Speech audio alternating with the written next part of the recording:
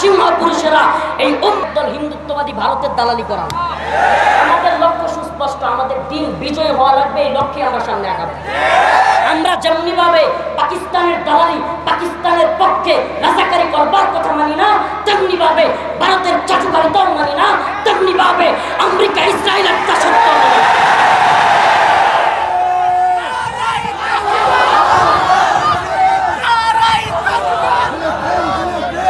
বন্ধুত্বের সবক দিয়ে শেষ করতেছি।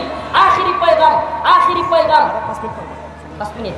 বন্ধুত্বের সবক দিয়ে আমাদেরকে দাস বানাইতে চাইলে মনে রাখতে হবে, পাক বাহিনী যেমন শিক্ষা পেয়েছে তোমরাও শিক্ষা পাবা।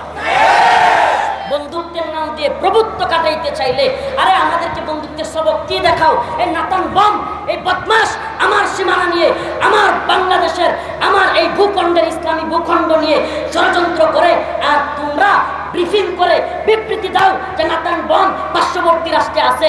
এত বন্ধুত্ব আমার রাষ্ট্রের বিরুদ্ধে যারা যায় ওদেরকে কেন ধরে ওরা দেয় না? আমার রাষ্ট্রের 1 ইঞ্চি ভূখণ্ড আমরা কাউকে ছেড়ে দিব না। এই মুসলিম ভূখণ্ডের দিকে যে চক্ষু তুলে থাকাবে, ইনশাআল্লাহ হয়তো রফিকুল ইসলাম মারা যাবে, শাইখ হারুন ইজার মারা যাবে, এমন হাজারো শাইখুল ইসলাম, শাইখুল হাদিস, আল্লামা কি বলে হারুন ইজার পয়দা হয়ে যাবে, মুফতি নূর হোসেন কি বলে কাসেমি পয়দা হয়ে যাবে, শাইখুল হাদিস আল্লামা আজিজুল হক পয়দা হয়ে যাবে, এমন অসংখ্য ব্যক্তি তৈরি হয়ে যাবে ইসলামের পক্ষে।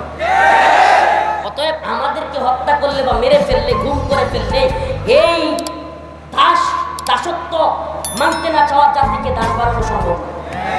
আমরা দাসত্ব মানতে চাই না। আমাদের সাথে সম্পর্ক রাখতে চাও,